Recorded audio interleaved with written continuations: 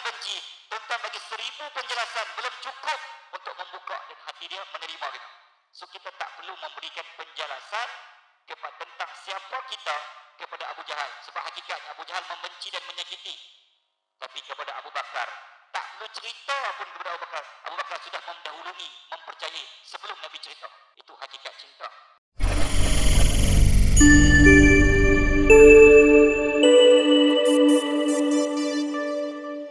Alhamdulillahirabbil alamin. Summa alhamdulillah. Allahumma salli ala sayyidina Muhammadin al-Fatih lima ughliqa wal khatim lima sabaq wan nasilil haqq bil haqq wal hadi ila siratal mustaqim wa ala alihi wa sahbihi haqqa qadri wa miqdaril azim wa ala alihi wa sahbihi ajma'in. Subhanaka la ilma lana illa ma 'allamtana innaka antal alimul hakim. Qala rabbi shrah li sadri wa yassir li amri wahlul 'uqdatam min lisani yafqahu qawli, amma ba'd. Alhamdulillah.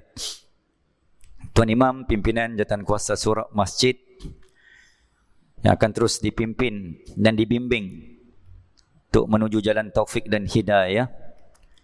Seluruh jawatan kuasa, penggerak, pengatur, penyusun, tuan-tuan dan puan-puan, muslimin dan muslimat, tetamu-tetamu Allah yang sedang direhat dan dirawat oleh Allah Azza wa Jalla dalam ibadah solat yang menjadi kepala Ra'sul ibadah.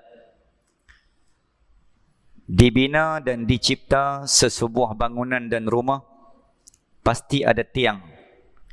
Tidak ada bangunan yang tercipta tanpa tiang. Manusia kalau berjalan tanpa tangan, kita masih mampu hidup.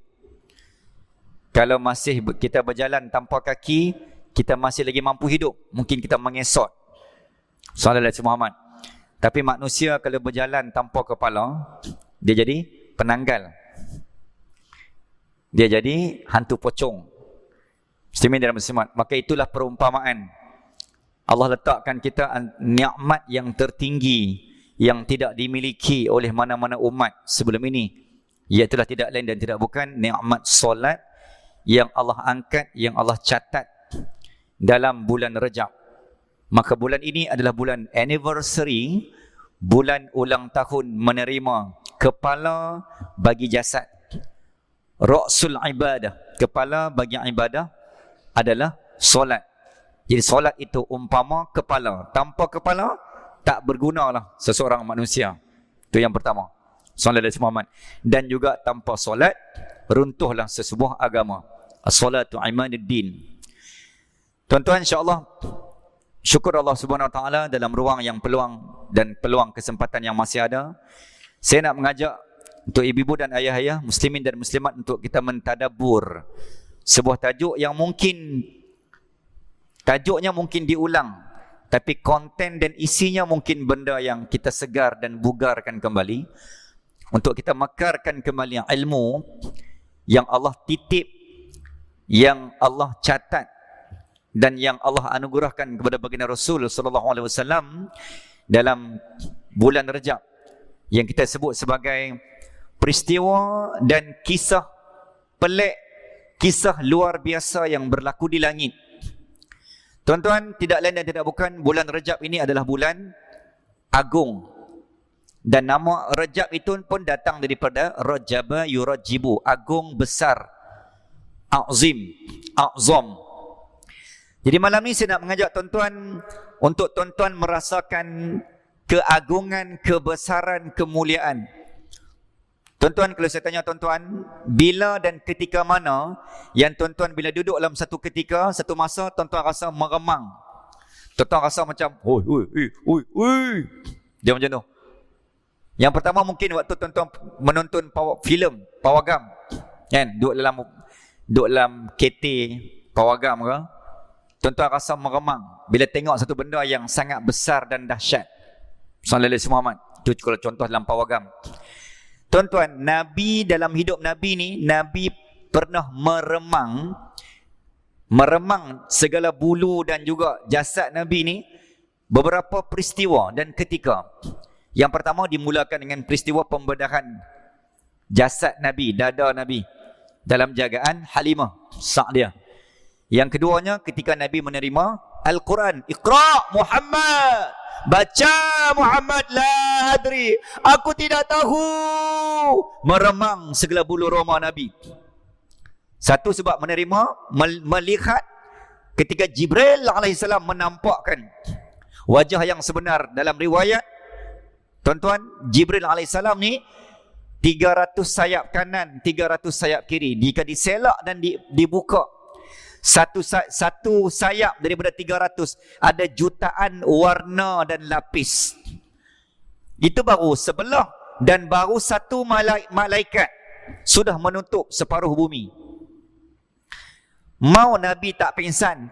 Pingsan tu bukan sebab dia cantik sangat. Kita kalau takut sangat, pingsan. Lawa sangat, pingsan. Sallallahu alaihi Muhammad. Apa lagi? Lapak sangat, pingsan. Muslimin dan muslimat. Apa lagi? Mengantuk sangat, pingsan. Macam kita orang kan, baru dengar kuliah 5 minit, mengantuk sangat, pingsan dah. Ustaz baru bagi salam, pingsan dah. Mengantuk sangat tu, dia letih sangat. Tak apa, saya halalkan.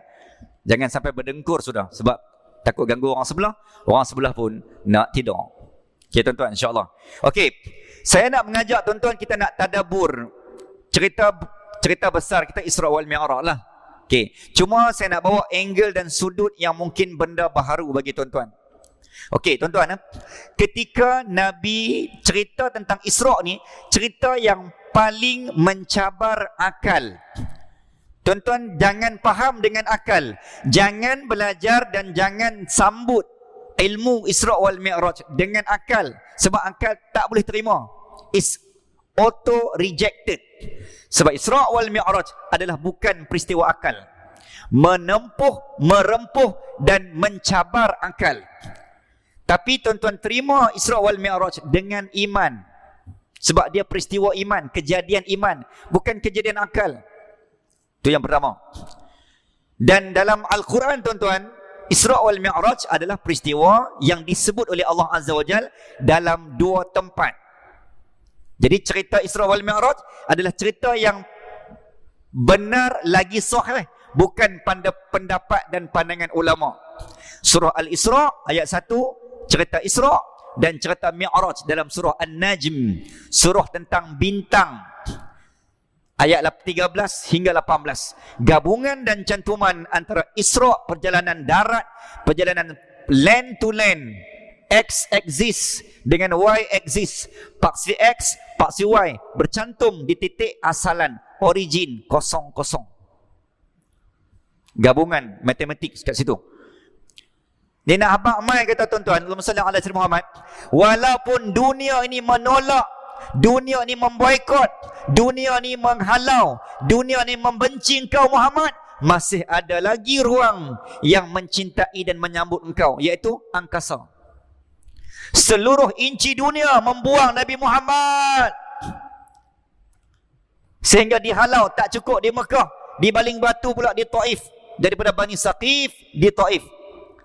Rupanya nak abang mai kata sallallahu alaihi Muhammad, tuan-tuan, sebenci-benci orang pada kita, ada lagi orang yang sayang. Seboikot manusia, ada lagi manusia yang sudi menyambut. Muslimin dan muslimat rahimakumullah. Okey, itu poin yang kedua. Cerita Isra wal Mi'raj, saya sebut apa tadi? Cerita yang tak logik di akal, yang merentas ke intelektualan, ke logika akal. Maka itu membuktikan bahawa tuan-tuan, Islam bukan agama logik. Secularism, pluralism, liberalism, apa lagi? Sallallahu alaihi Muhammad, hedonism dan ism-ism yang ada ni, itulah agama yang melogikkan sesuatu, yang memandang benda logik. Hang pakai tudung dengan tak pakai tudung sama je. Hang puasa dengan tak puasa sama je. Nasi kandak dengan nasi dalca mana boleh sama? Nasi dalca tak payah goyang kepala, kandak kena goyang. Contoh. Hang mai semayang dengan tak semayang sama je. Hang bangkit dengan tak bangkit sama je. Equality, orang cuba menyamakan sebab logik akal. Muslimin dan muslimat rahimakumullah sallallahu alaihi Muhammad. Sebab tu timbul Dulu ada satu kumpulan G25, geng nenek-nenek ni. Dia kata apa? Saya tak pakai tudung, tapi saya tak bernafsu. Nampak tak? Logik akal. Tak apalah saya sentuh orang lelaki pun. Janji saya tak ada nafsu. Agama yang dicipta mengikut logik akal manusia. Sedangkan Allah kata, agama Islam tidak tertegak dan tidak terpasak dengan logik. Muslimin dan muslimat Allah. Maka cerita Isra wal Mi'raj adalah cerita siapakah yang terpaling benar. Cerita Isra wal Mi'raj adalah cerita siapakah yang terpaling setia, siapakah yang terpaling jujur, siapakah yang terpaling percaya setiap kata dan bicara Nabi. Sehingga kan datangnya Sayyidina Abi Bakar As-Siddiq menerima gelaran dan anugerah As-Siddiq disebabkan dialah sahabat yang terpaling benar. Tuan-tuan, kalau saya minta tuan-tuan senarai 10 sahabat mengikut kategori terpaling sayang, terpaling cinta, terpaling ada, terpaling jujur, terpaling setia, terpaling amanah. Ada tak 10 orang manusia?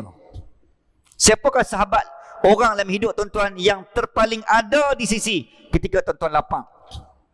Terpaling benar, terpaling setia, terpaling jujur, tak pernah menipu walau sekali sejak tuan-tuan kenal dia.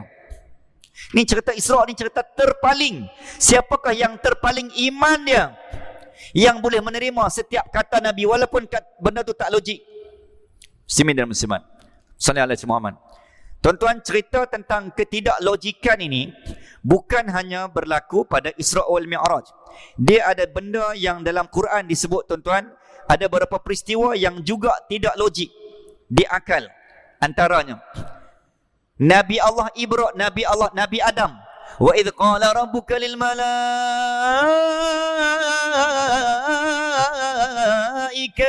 inni ja'ilu fil ardi khalifah. Diciptakan Nabi Adam tanpa ayah, tanpa ibu, tanpa kelahiran, tanpa mengandung, tanpa persenyawaan, tanpa perkahwinan. Tiba-tiba ada. Itu tak logik. Tapi cerita benar. Sallallahu alaihi wasallam. Apalagi cerita pelik dalam Quran.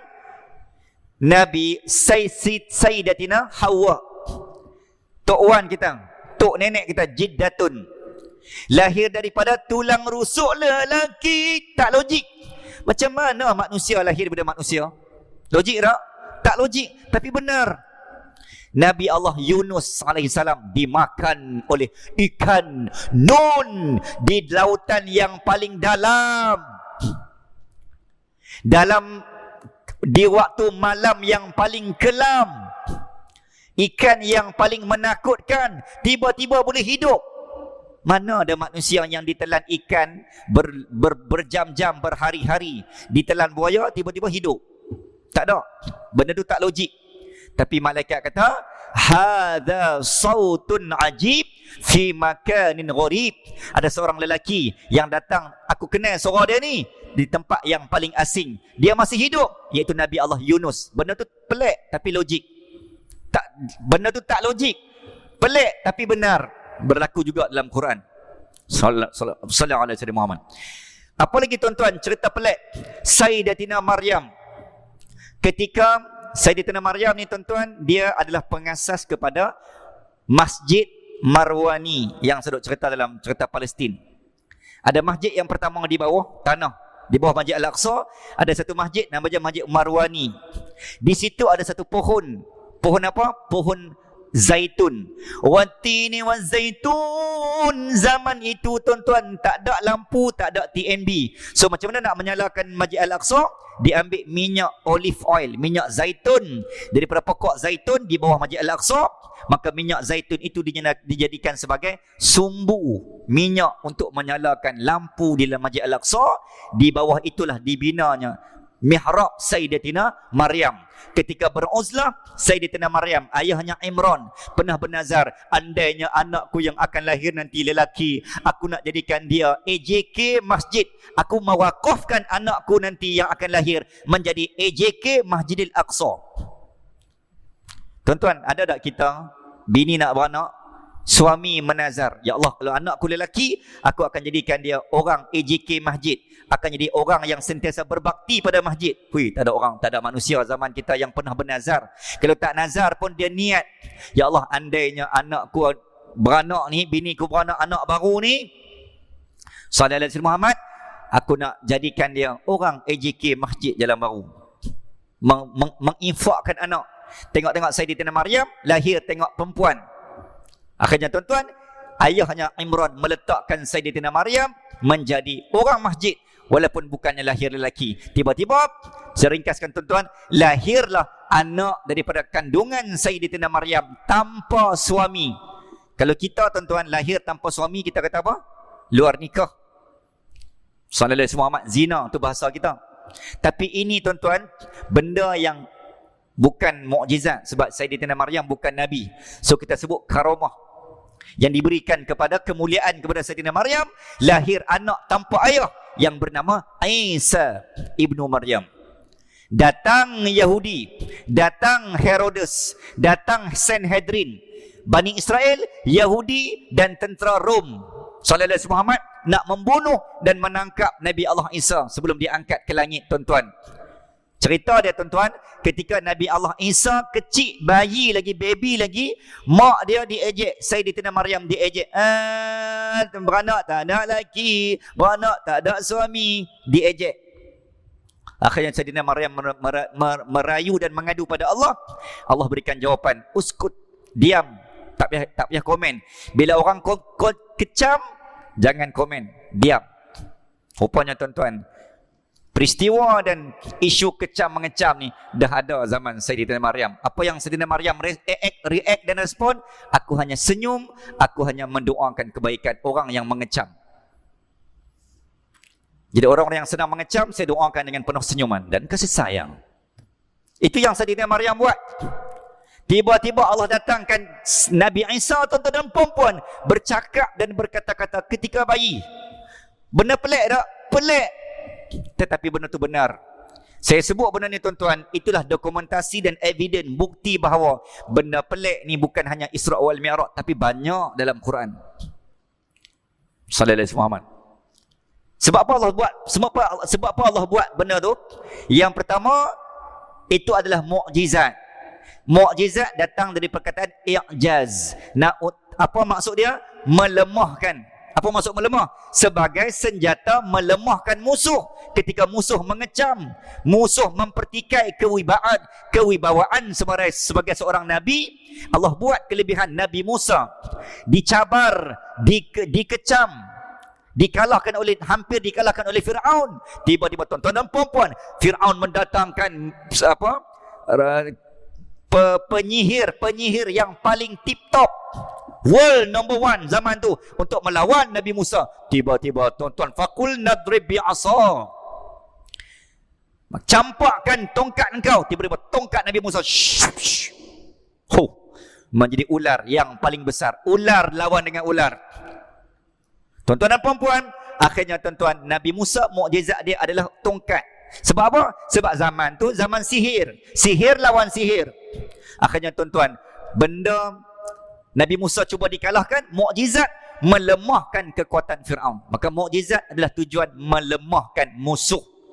Muslimin dan muslimat rahimakumullah. Okey, saya nak bawa tuan-tuan masuk secara lebih dalam cerita tentang Isra. Okey, tadi saya kata apa tadi tuan? Ketika Nabi turun dalam Isra Mi'raj, orang pertama yang menyambut Nabi, yang menyambut adalah dua manusia. Satu yang beriman, satu tidak beriman. Yang beriman adalah sahabat yang terpaling benar, iaitu Sayyidina Abi Bakar As-Siddiq. Yang tak beriman, yang sambut Nabi, tuan-tuan dan puan-puan, Allahumma salli ala Muhammad, adalah Amru bin Hisham, iaitu Abu Jahal. Wahai Muhammad, adakah engkau ada cerita baru hari ini? Any news today? Any new news today? Ada berita baru hari ini yang nak bagi tahu kat aku? Dengan penuh bongkak dan bangga. Dengan nada sinis, mengejek, nak menjatuhkan maruah Nabi. Ya, aku ada cerita baru. Apakah cerita engkau Muhammad? Aku baru turun dari langit. Aku baru pergi ke Al-Aqsa. Bila balik? Ni baru balik ni. Semalam hang naik apa? Aqsa tu. Hari ni jarak dia 2006 km. Kalau ikut jarak darat hari ni lah. 2006 km. Dalam tempoh semalam patah balik. Muslimin dan muslimat rahimakumullah, memang tak logik di akal. Sallallahu alaihi wasallam. Tiba-tiba Abu Jahal kata, wow, ini peluang baik. Sebab apa? Aku nak menjatuhkan kredibiliti dan karisma, kerana Abu Jahal adalah musuh politik Nabi. Maka di sini ada dua watak. Okay, tuan-tuan ambil ya. Ini poin mahal ni, poin penting. Ketika Nabi diserang oleh musuh politik Abu Jahal sallallahu alaihi wasallam yang nak menjatuhkan kredibiliti, dia panggil character assassination, pembunuhan karakter, assassin, yang dilakonkan oleh abang pakcik Sylvester Stallone. Assassin kan, filem Assassin tu, pembunuhan. Nak bunuh karakter Nabi Muhammad. Hoi, ini peluang baik. Oh, Muhammad, engkau nak ceritakan tentang Isra kan? Okey, aku kumpulkan orang Mekah. Akhirnya tuan-tuan, orang rumah rakyat Mekah dihimpunkan dengan harapan Nabi Muhammad dijatuh dan dimalukan karakter dan wibawanya. Maka ketika itulah tuan-tuan, datangnya sahabat yang menenangkan.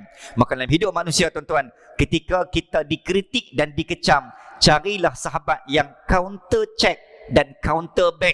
Dia menjadi sahabat yang ada mood dan ada karakter penenang.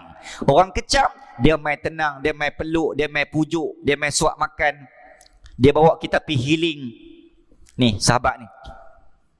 Ada tak tuan-tuan dalam hidup kita ni, ketika kita jatuh dah, dia lah main bawa. Jom tak apa, kita sembang lain. Jom pergi minum dulu. Jom pergi layan tepi pantai dulu. Sallallahu alaihi wasallam. Tu karakter. Itulah sahabat yang dikatakan Abu Bakar As-Siddiq.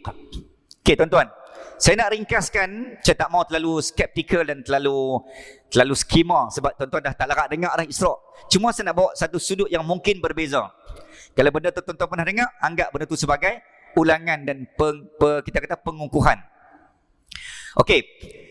Ada beberapa benda yang kenapa Allah angkat Nabi ke langit. Maka tuan-tuan, di langit rupanya Allah nak bawa Nabi melawat dan menziarahi satu dairatus sama, tempat yang Nabi tak pernah tengok, agar Nabi dapat membongkar dan menyelongkar ilmu Allah yang ya Allah maha luas, supaya bila Nabi turun, umat Muhammad dengan harapan hampa kaji, hampa study, hampa explore apa yang ada di langit, sehingga kalian jangan sampai bangsa lain di dunia yang take over ilmu satelit dan teknologi angkasa. Tuan-tuan dan puan-puan, sekarang siapa yang conquer angkasa? Angkasa tu hak kita. Itu Isra wal Mi'raj, Nabi diangkat. Sepatutnya kita yang pegang. Seluruh satelit harus dimiliki oleh orang Islam. Sepatutnya, supposed to be. Tapi hari ini NASA dimiliki oleh bukan Islam. Majority satellite station NASA Sallallahu Alaihi Muhammad, siapa yang pegang? Bukan orang Islam. Berapa satelit? Dulu Mesat, itu pun tak naik ke tempat yang paling tinggi. Dia ada troposfera, atmosfera, ozonosfera, lapisan layer yang Allah suruh kita kaji, study, supaya hampa conquer teknologi.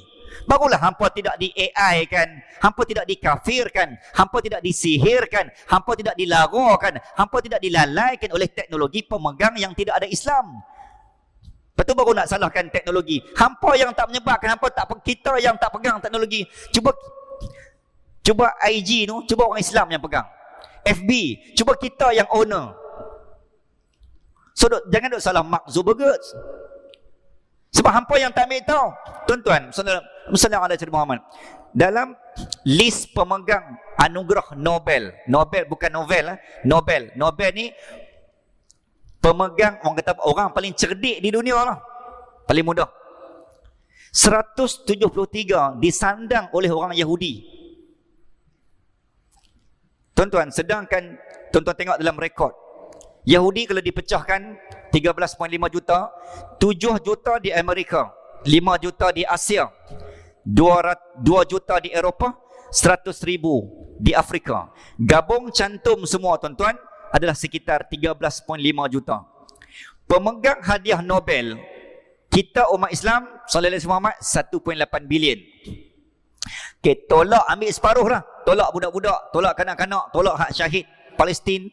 Katalah daripada 1.8 bilion ambil separuh tuan-tuan. Bilion bukan juta. Kita ada 1,000 juta ni. 1,000 juta. Yahudi 13 juta. 1,000 juta bahagi 2, 500 juta. Out of 500 juta tuan-tuan, kita tak sampai 40 orang pemegang hadiah Nobel. Itulah jawapan kenapa Yahudi pegang dunia. Sebab apa? Sebab kita dikalahkan dengan keintelektualan, kepandaian cerdik. Sebab apa? Tuan-tuan, kajian yang dibuat oleh Mastik. Mastik ni disebut sebagai sallallahu alaihi Muhammad, kajian sains, teknologi, engineering dan juga matematik, STEM. Kajian yang dibuat di Malaysia khususnya tuan-tuan, tak sampai 19% anak muda tingkatan 3 yang nak masuk tingkatan 4 dan SPM yang nak masuk diploma atau degree, tak sampai 90% yang dibuat oleh Mastik di bawah Kementerian Sains dan Teknologi Informasi. Tuan-tuan, sallallahu alaihi Muhammad, 19% tak sampai, maksimum 19% anak muda remaja yang minat menceburi bidang teknologi. Sebab tu kita sentiasa ketinggalan. That is why jawapan kenapa Yahudi conquer, sebab mereka take over benda yang kita tak buat, yang sepatutnya menjadi hak kita. Macam yang kita sebut selama ni, kenapa China dikenali sebagai bangsa yang paling maju dan kaya, dan Japan. Sebab apa? Siapa yang bangkit paling awal? Yang antara bangsa yang bangkit paling awal adalah bangsa China. Pukul 4, 4:30 dah start dah bisnes. Lima, sebelum subuh bisnes dah start. Sedangkan itu waktu kita. Wa minal laili fasjud lahu wasabbihu lailan tawila. Allah kata itu waktu aku sebar dan aku edarkan keberkatan rezeki. Siapa yang bangkit? Yang bangkit orang Cina. Maka mereka yang dapat. Siapa buat? Siapa ambil? Siapa buat dia dapat. Sallallahu alaihi Muhammad. Lepas tu dah salah bangsa Cina ni lagi maju, lagi maju dan lagi kaya. Sedangkan waktu bangkit pagi itu waktu kita. Tapi depa yang buat, menyebabkan bangsa lain sentiasa always leading dan kita tertinggal. Jadi bagi saya dalam kajian, pelajaran terbesar Isra wal Mi'raj adalah Allah nak suruh kita conquer angkasa dan teknologi supaya musuh dunia tak mudah memperkotak-katik hampa, sebab hampa conquer dunia ni. Ni dunia pun kita tak tawan. Angkasa, buat teknologi di angkasa pun kita tertinggal. Seorang Islam ni apa benda? Apa benda kita boleh pegang tuan-tuan?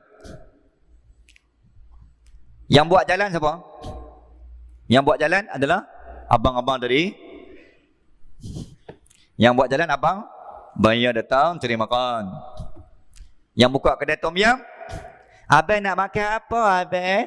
Mari dari tani. Sallallahu alaihi Muhammad. Yang bubuh pam minyak, abang berapa ringgit? Orang depa juga. Sallallahu alaihi Muhammad. Yang buka tokek kedai, depa juga. Semin dan Muslimat. So kita di mana? Kita di mana? Tak tahu posisi Melayu ni tak mana tuan-tuan. Selama ni kan kita duk angkat bangsa Melayu kan. Ni realiti, itulah realiti dia. Kita di mana ni? Nak kata hak pipa minyak pun tidak. Nak kata hak buat jalan pun tak. Tokek kedai pun tak. Nak kata pegang angkasa pun tak. Tokek rumah pun tak.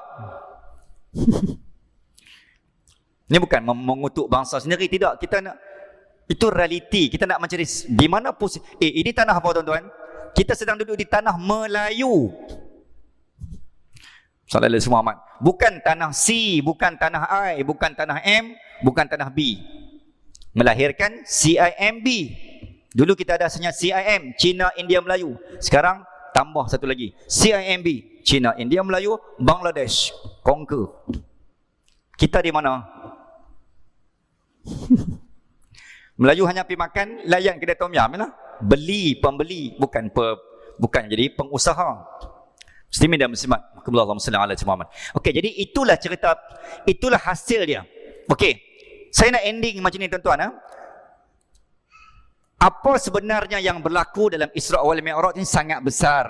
Okey, cuma angle yang saya nak bawa, ketika Nabi diboikot, diserang dan ditentang oleh segenap penjuru dunia di Mekah. Lepas tu Nabi bawa diri ke mana? Ke Taif. Okey, selesai bab serangan dan tentangan itu, muslimin dan muslimat rahimakumullah, maka Allah kata apa? Kesakitan, kepiluan, kepedihan yang Nabi tanggung. Ketika itulah datangnya Sayyidina Zaid bin Harithah, satu-satunya sahabat anak angkat Nabi yang namanya disebut dalam Quran, yang sentiasa menemani Nabi, tidak pernah meninggalkan Nabi walau seinci dan sehari. Darah sama-sama, lapar sama-sama. Angle itu yang Nabi nak, Allah nak tengok. Isra' adalah siapa yang terpaling setia. Saya ulang, siapa yang terpaling ada dengan Nabi, siapa yang terpaling membenarkan Nabi. Ketika tak ada siapa dah nak sambut Nabi, isteri pun dah wafat, pak menakan pun meninggal, benting sayap kanan, sayap kiri Nabi dah tak ada, maka ketika itu tuan-tuan disebut sebagai tahun duka cita, tahun kesedihan. Ketika itulah tuan-tuan, disitulah Nabi diangkat. Okey tuan-tuan, di sepanjang Nabi diangkat, ada 3 poin yang saya nak share dalam banyak-banyak.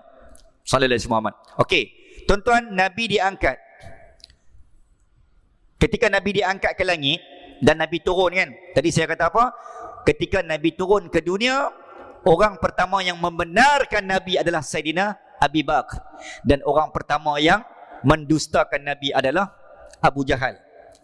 Walaupun Nabi cerita macam mana pun, Abu Jahal tetap tidak percaya dan tidak menerima.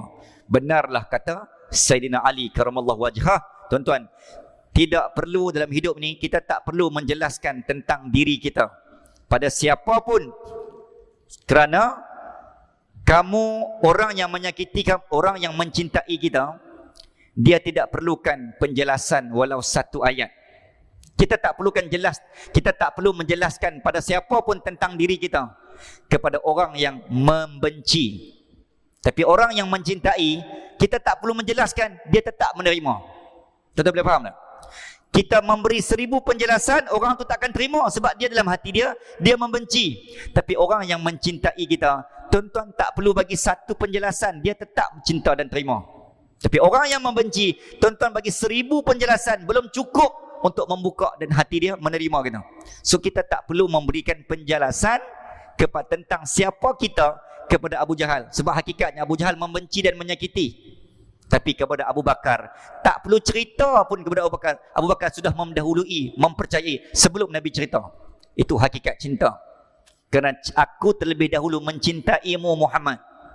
Aku tidak perlu bertemu denganmu kerana aku terlebih dahulu mencintaimu.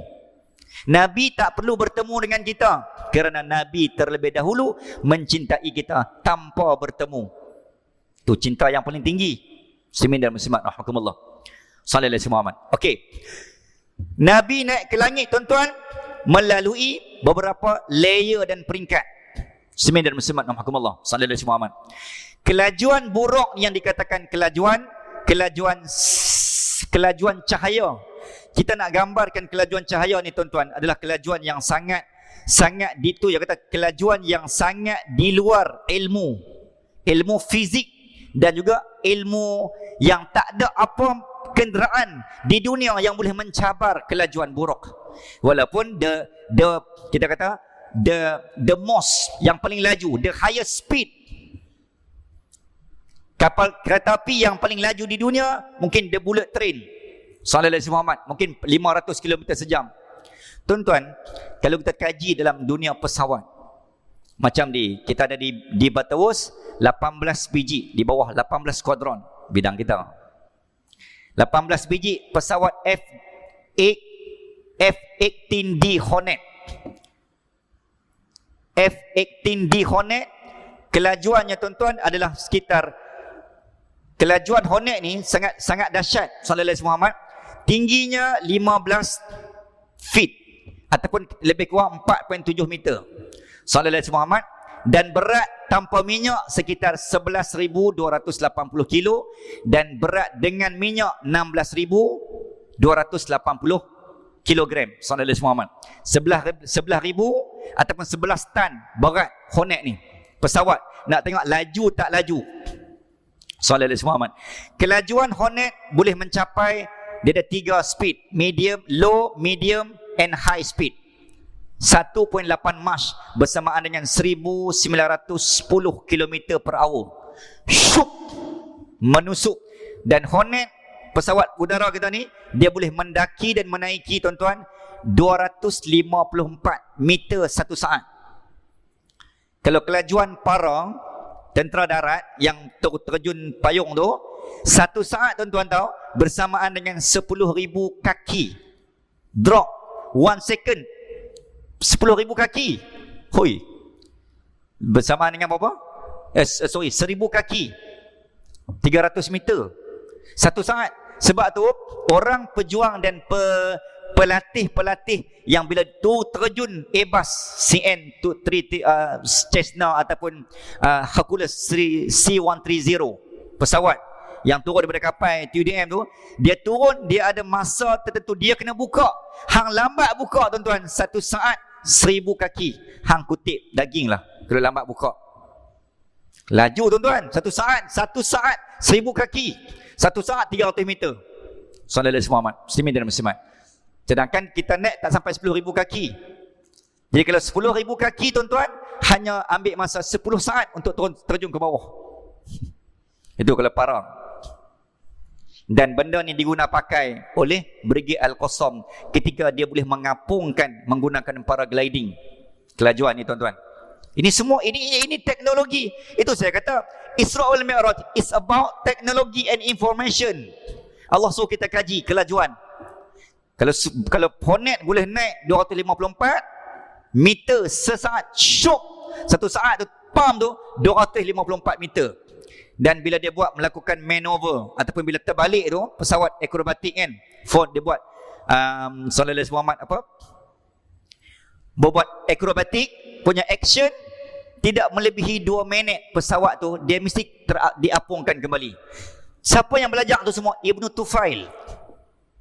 Itu semua orang Islam yang mengilhamkan daripada bagaimana buruk, bagaimana Nabi turun, Nabi menceritakan benda-benda teknologi angkasa lepas. Muslimin dan muslimat rahimakumullah. Nah, abang, itulah ilmu yang sepatutnya kita kaji. Muslimin dan muslimat sallallahu alaihi Muhammad. Okey. Dan tuan-tuan nak beritahu bahawa apa yang dimiliki oleh aset Hornet kita ni, cerita Hornet lebih sikit sebab baru turun. Nak abang tu semangat sikit. Ketinggian maksimum 40,000 hingga 50,000 kaki Hornet. Jika melebihi tuan-tuan sallallahu alaihi Muhammad, maka dia akan jadi anti climax. Sama ada dia terus drop atau pesawat akan tertarik graviti. Sebab tu bila pesawat melakukan acrobatic formative sallallahu alaihi Muhammad, tu maka dia tidak boleh melebihi 1 minit hingga 2 minit. Pesawat mesti diapungkan kembali. Walaupun nampak macam kemas limau kan. Terbalik. Muslimin dan muslimat rahimakumullah. Okey.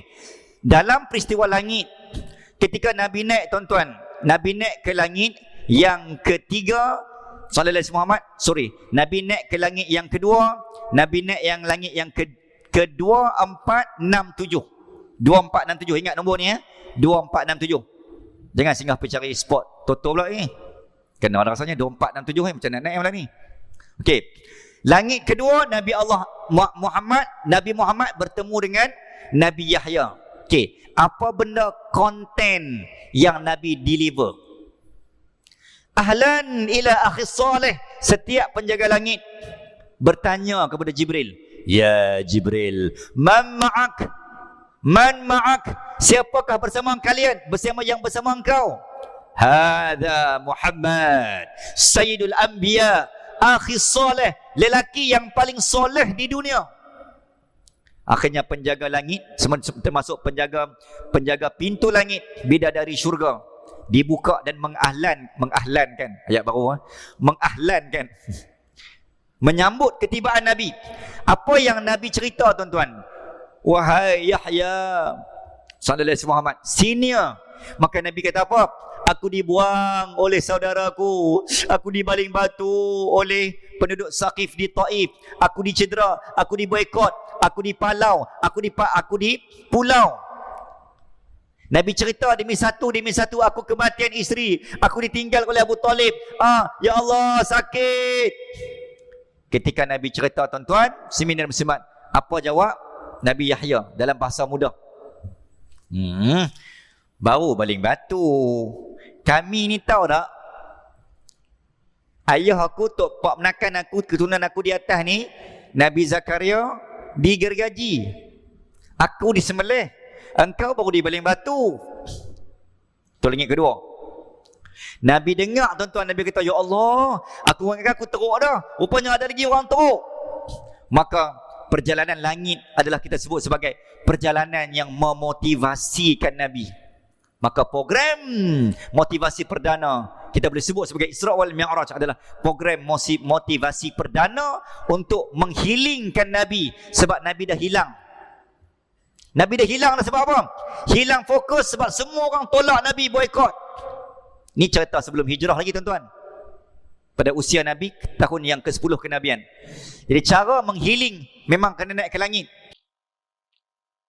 Jadi tuan-tuan, sallallahu alaihi Muhammad, tuan-tuan rasa stres malam ni, tetapilah kat mana-mana bangunan paling tinggi, tuan-tuan terjunlah. Ketika Nabi mengadu di langit kedua dengan Nabi Yahya dan Isa, di langit yang keempat Nabi Yusuf, di langit yang keenam Nabi Musa, di langit yang ketujuh Nabi Allah Ibrahim. Saya ringkas dan saya cantum sekali tuan-tuan. Semua cerita tentang mengadu lelah, mengadu sakit. Kan Nabi berdarah kepala, mengadu lemah, mengadu sedih, mengadu derita. Sebab apa yang dunia buat kat Nabi ni umpama macam tak ada jalan dan tak ada harapan untuk Nabi keluar sebelum Allah ilhamkan hijrah kepada Rasulullah sallallahu alaihi wasallam. Tuan-tuan, ketika itu tuan-tuan, wa may yattaqillaha yaj'al lahu makhraja wa yarzuqhu min haythu la yahtasib. Nabi pun tak sangka akan nak diangkat ke langit. Siapa nak sangka rupanya setelah dunia menolak, rupanya ada jalan keluar, idea dan ilham yang turun dari langit. Sebab tu waja'alna al-laila libasa, Allah buat malam ni tuan-tuan, siapa yang teroka langit, maka banyak rahsia yang dia akan ketemui dan banyak orang yang akan tertingkat. Innahum fityatun amanu bi rabbihim wazidnahum huda. Dengan melihat langit-langit, dia ada contoh tuan-tuan, di langit dia ada an-nujum, bintang-bintang ni sampai satu ketika ni ilmu langit tuan-tuan, ilmu langit daripada Isra wal Mi'raj, pelajaran contoh bintang an-nujum dalam surah An-Najm.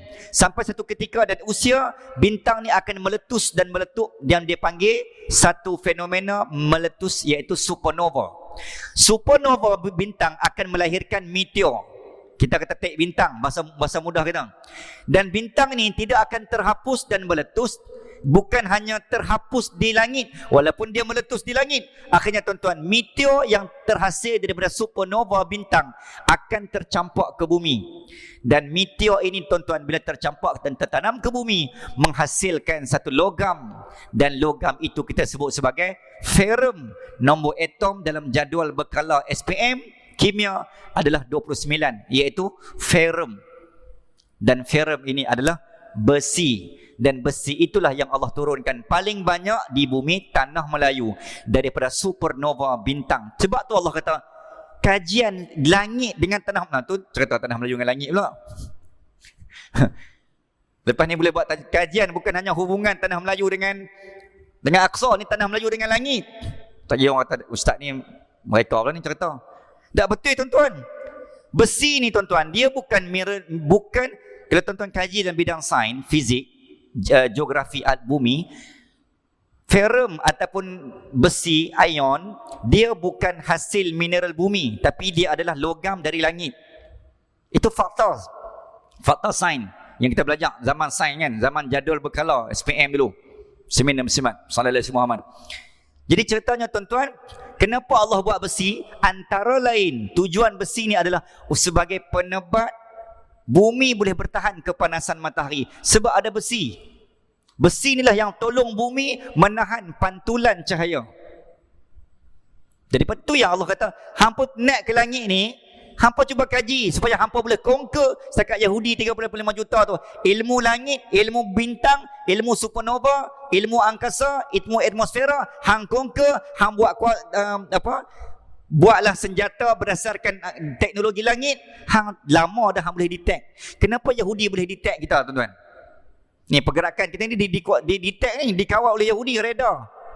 Kenapa kita tak boleh cek? Kenapa kita tak boleh mengawal? Pesawat udara, tuan-tuan, kita Gaza tak boleh lalu masuk ruang udara Yahudi. Tapi Yahudi boleh masuk ke Gaza bila boleh masuk. Kenapa mereka conquer kita? Dengan menggunakan satelit, dengan menggunakan radar, dengan menggunakan chip, dengan menggunakan ID. Contoh.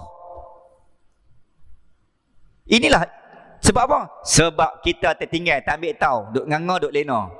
Sebangsa lain conquer mereka ke hadapan walaupun sikit. Muslimin dan muslimat rahimakumullah. Sebab tu dalam zaman Abbasiyah, tuan-tuan, zaman kerajaan Abbasiyah 528 tahun ni antara zaman yang terkehadapan dari segi teknologi. Zaman tu Eropah tak ada apa. Zaman gelap Eropah. Renaissance kan sebelum tu. Macam mana boleh Eropah bangkit selepas jatuhnya Turki Uthmaniyah? Dia bangkit, dia belajar daripada kita. Kita yang tak belajar daripada dia. Ni, senjata, persenjataan, teknologi perang, armada laut, semua pakat tiru Al-Fatih. Bab persenjataan dia tiru, bab ilmu dia tiru Abbasiyah, bab senjata, teknologi moden dia tiru armada zaman Al-Fatih. Semua tiru kita. Kita, semua hak kita, tuan-tuan. Tapi ditukar nama. Ilmu matematik, ilmu sains, prinsip Archimedes, teorem Pythagoras, semua mereka declare, mereka claim mereka punya. Padahal Al-Khawarizmi, Al-Kindi, Al-Farabi, semua dah kuasai lama dah zaman Abbasiyah dulu. Sallallahu alaihi Muhammad.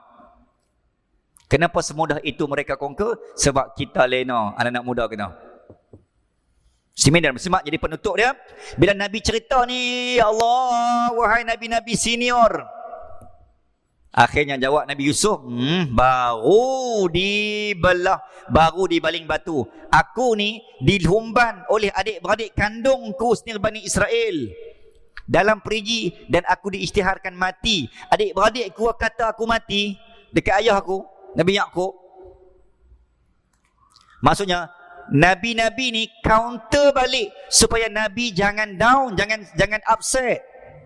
Kami lagi teruk, wahai Muhammad. Move. Life must go on. Move, Muhammad. You have to move on. Sebab kami lagi teruk. Nabi Musa pula kata, baru Adinda baru dibaling batu, wahai Adinda. Ke kanda dulu. Ni bahasa mudah kan. Tuan-tuan, Nabi pada zaman Nabi Musa, tuan-tuan tahu dahsyat Bani Israel ni.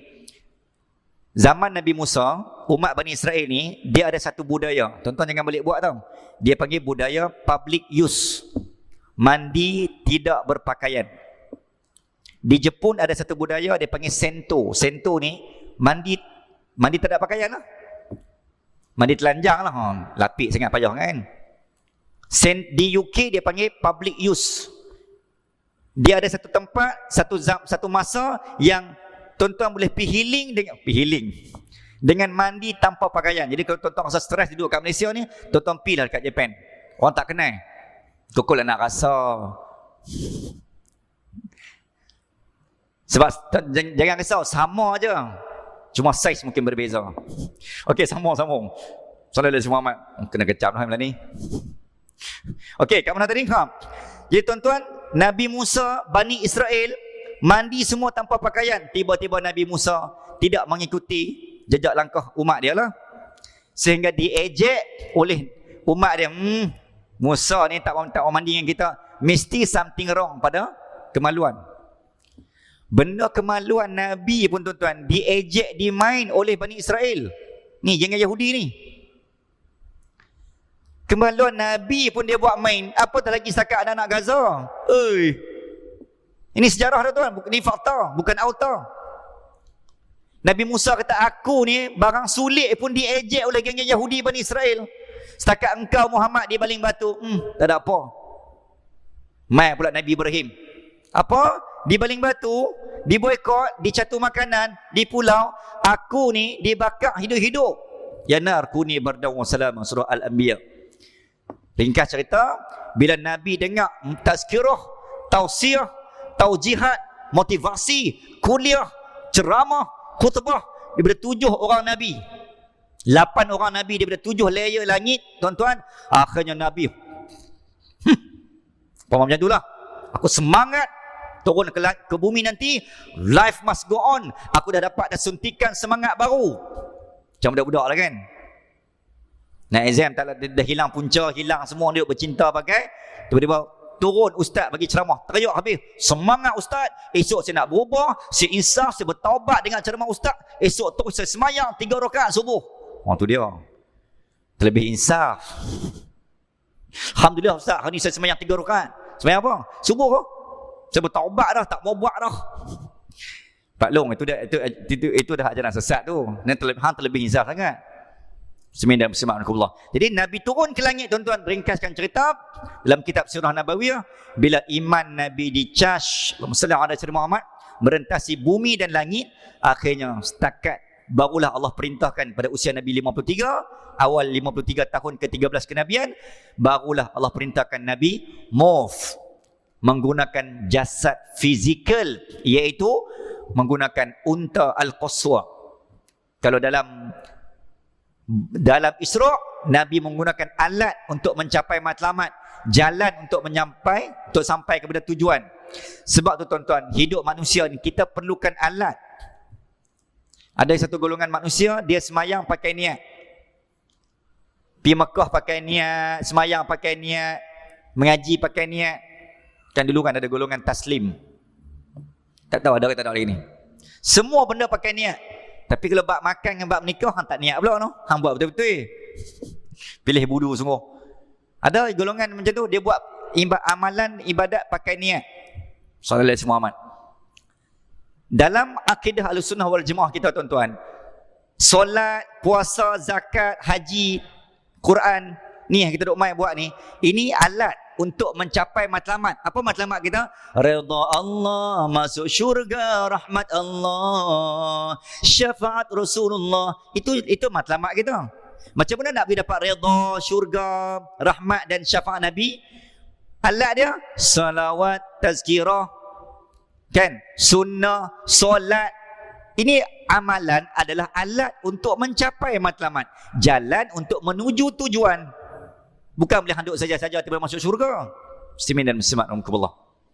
Maka cerita Isra wal Mi'raj, dia merentasi akal, intelek, teknologi, sejarah, sirah. Sangat besar.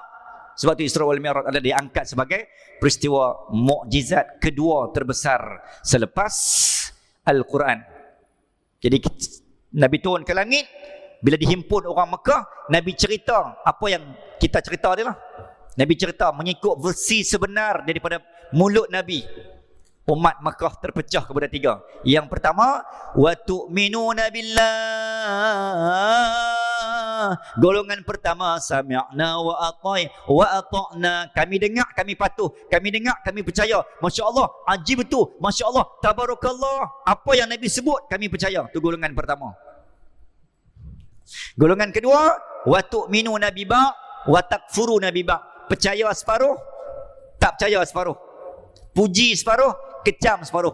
Sama geng-geng netizen ni. Sama tak tuan-tuan? Jadi kita ni mewarisi bangsa Quraisy. Sallallahu alaihi Muhammad. Time dia suka, dia puji melambung. Time dia tak berkenan, cita rasa dia kutuk habis-habis. Macam tak ada akidah iman tu. 2. Dan yang ketiga, golongan yang sami'na wa ata'na. Tak dengar lagi, dia kutuk berasap berapi, dengar tak lagi. Sami'na wa ata'na, sami'na wa asayna, menolak. Golongan ni golongan yang khatamallahu ala qulubihim, Allah tutup dan mereka tetap ingkar, durhaka, mati kafir. Quraisy yang tidak mendapat hidayah Allah Azza wa Jal, mereka tetap menafikan. Nabi cerita lah macam mana pun, mereka tetap menafikan Isra wal Mi'raj. Akhirnya kufur.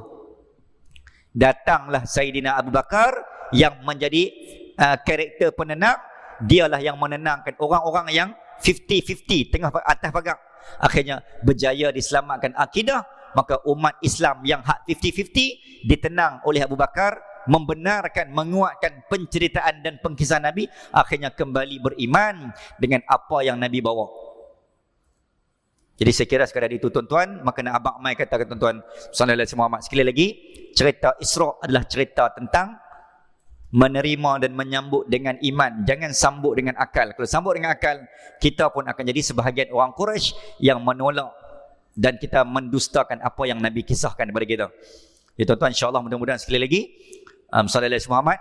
Dan yang terakhir sebelum saya terlupa, cerita tentang Isra wal Mi'raj juga poin pun cerita tentang sangat signifikan, iaitu sebelum Nabi naik ke Buraq, Nabi dicuci, Nabi dibersih dan Nabi dijernih oleh hati dia.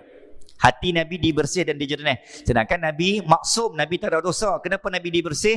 Sebab Nabi nak menunggangi alat teknologi yang bernama Buraq. Maka belajarlah ibrah. Siapa yang nak guna alat teknologi, phone, kamera, laptop, YouTube, whatever, medsos, itu teknologi. Sebelum nak santun, nak guna, nak buka, nak layan medsos, maka bersihkan hatimu, jernihkan fikirmu, ambil wuduk dulu, barulah hang tak kata dekat orang.